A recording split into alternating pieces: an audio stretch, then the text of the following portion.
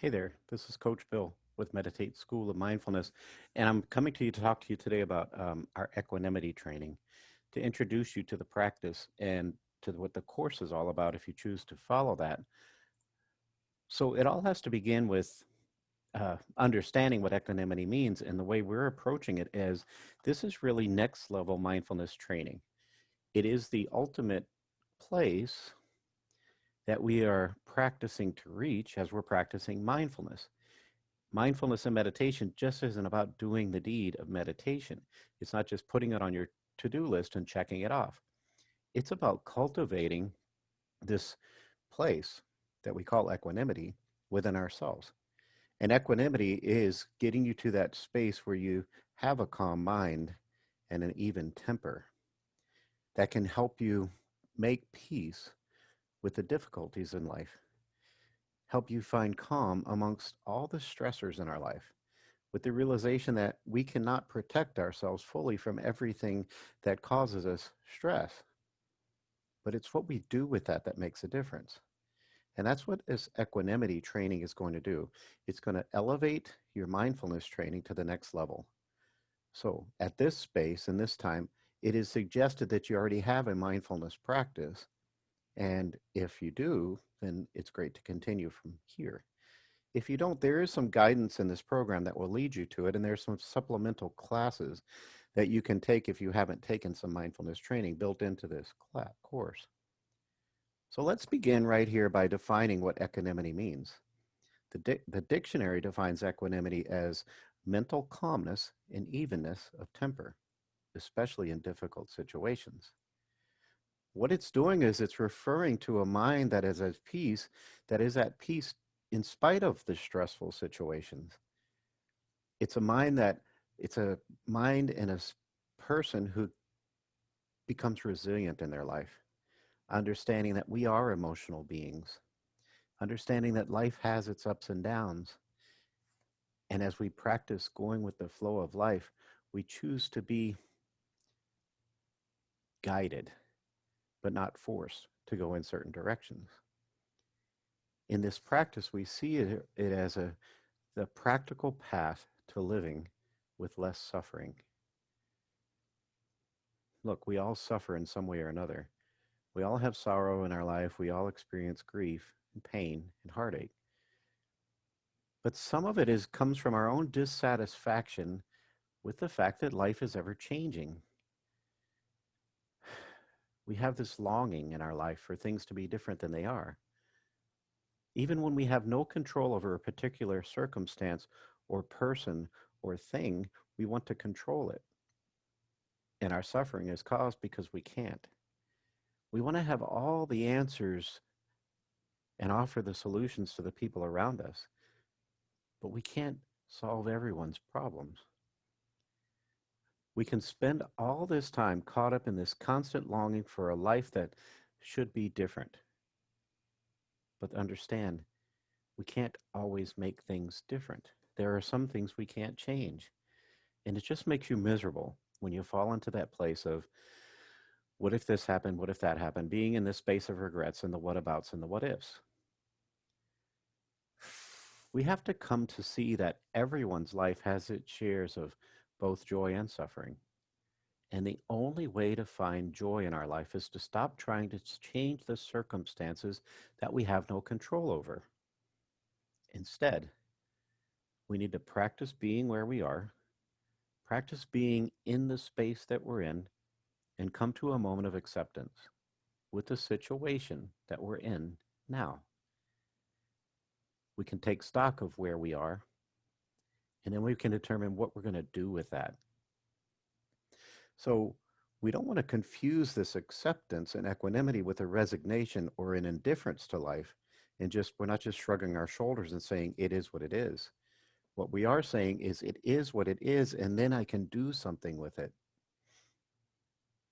We don't want to be in this space of aversion to how things are. Otherwise, we feel stuck or unable to act. Equanimity is characterized by this evenness of temper, that we open ourselves up to the acceptance. That isn't a deterrent from action, though. We come to this place of acceptance and then determine what actions we can take, if any. So in this way, we were able to be proactive about the situations and circumstances in our life. We can look for other solutions. We can find other practices. We can start each day by saying, here I am today. Whether happy or sad, whether this day is good or bad, here I am. And then I can look around. And I can look around and see that I have to accept life. I have to accept the impermanence of life, understanding that when things get tough, we should be able to see the ever-changing nature of life as helping us move forward, saying we're never really stuck. So in this way, we engage in the practice of accepting the ever-changing nature of life and saying, what can I do to steer my life in the direction I want it to go? It's looking at what's going on and seeing clearly the ever-changing nature of life and how tremendous that is, how it allows you to move forward, to accept the thoughts and the emotions as thoughts and emotions, but say they don't define your life. I am not my stressors. I am not my pain. I am not my anxiety. I am not just sadness. Those things come from me, but they don't define me. And being in that space, we're able to see and look for ways to change. The other thing we focus on in equanimity is it pulls us back from the nature of our society of everything needs to happen today. This get rich quick thing, this lose weight instantly thing, this practice of saying, I snap my fingers and everything's okay. The truth is that never really works. And if it does work, it only works for a little while. True transformation comes through progressive change. We have to be content to take small steps in the direction of equanimity. To say, if I start practicing it now, how long is it going to take me to get there? We don't have the answer to that. We don't have the answer to that. But it starts to grow more and more. So we get into this place of we let go a little. We let go and just accept that, okay, I can be at peace for this moment. Sometimes, and this is a saying that comes from a book called A Still Forest Poem, if you let go a little, you'll have a little peace. If you let go a lot, you'll have a lot of peace. If you let go completely, you will know complete peace and freedom, and your struggles with the world will have come to an end. The truth is, we can see that as the way we should go through our life. We can let go a little sometimes, and then maybe we have a little peace. And at that moment, a little is enough. Then maybe tomorrow I can let go a lot, and then we will have a lot of peace tomorrow. And then maybe the day after that, it's a little, and I have a little peace. But as we start practicing it, it gets bigger and bigger, and it starts showing up more and more. If we use this practice of letting go, it can help us cultivate this mental calmness and unevenness of temper that are the heart of equanimity. If I can't let go a lot, I can let go a little. If I can't let go a lot, I just let go the way I can. And then we start nudging ourselves in the right direction. We start nudging ourselves towards the letting go over and over and over again. And if I can't let go, I open myself up to a little compassion and say, okay, then let it be. But recognize the universal law of impermanence kicks in and says, I'm not stuck. I can let it be for now. And then things will change. And then I can let go a little. And then I can let go a lot. And each little step makes it easier to move to the next one. That's what it means to move in any way I can in the direction I choose to go. Opening my heart to life's flow. Understanding that if I want to experience true happiness, I have to understand what sadness is. If I want to understand what it feels like to be calm, I have to understand what it feels like to be angry. Without darkness, there'd be no light. So we have to see this ever-changing way of life and start to accept it instead of resisting it. And that puts us in that place of going with the flow, turning away from the hostility of life, getting in that space where we start accepting life as it is, and then determining what we're going to do with it. Equanimity moves us into that space of practice. And practicing equanimity can help us move in the space of moving forward. It's the key.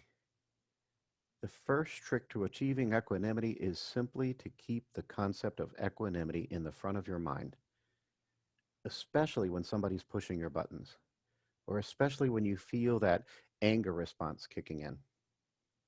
We all know that feeling of anger when it takes hold in the body, or it makes our mind spin out of control. We all know that feeling of angst when something isn't going our way, or something sad happens in our life. Something happens and it makes our heart beat faster, makes our breath shallower. We feel pressure building up in our body, in our eyes, and our veins. We feel this tightness come in. And the truth is, a lot of times we will say or do things from that place of stress. And usually it's not helpful because we're in that fight or flight response. Equanimity gives us that opportunity to recognize the response that we're having and to breathe into it, to recognize that the triggers that are pushing us into that parasympathetic fight or flight response, they're not the things we should recognize. We should put the brakes on and say, no, I'm going to breathe into this. I have practices. So whenever we feel that fight or flight alarm system begin to sound, we can stop. We can turn to our breath. We can take that as a sign or a red flag that reminds us now is the time to bring our equanimity practice to the front. And then we can consciously put ourselves in that space, creating that space where we remember the evenness of temper, the calm mind, despite the circumstances. We can breathe and repeat, I am practicing equanimity, or we can practice the breath or whatever it is we need to do. And we can move in that space of being calm. It doesn't always work, but with practice, it starts to work more and more. And this is what the practice of equanimity does for us.